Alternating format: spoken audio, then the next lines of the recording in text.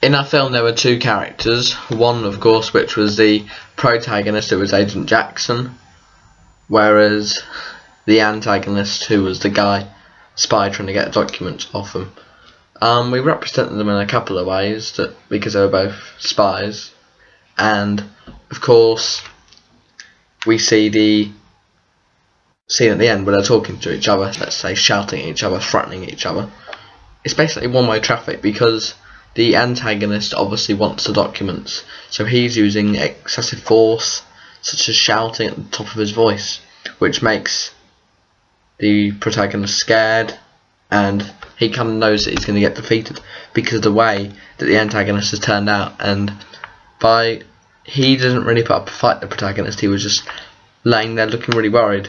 whereas others may have put up a fight, got up and gone forwards to try and stop the antagonist getting documents. But clearly it was the antagonist who wanted to win this battle more, and we showed this basically by their language and the tone of voice they spoken.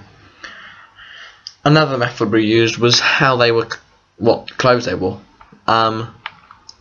Well, the theme of the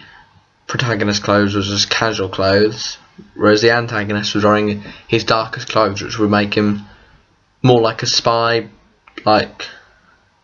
a spy would usually wear black clothes like he was wearing, whereas with the protagonist wearing just his casual clothes, maybe it pointed out the fact that he wasn't taking it as seriously, and the fact that we made the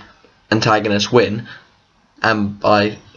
dressing him up in dark clothes, making him use the shouting language, kind of emphasises the fact that in these situations it's much more likely that the enemies are likely to take it much more seriously and win the battle simply because they want it more. And that's how often in films like this it turns out to be, that it's the enemy who seems more powerful, especially in early stages like of our film.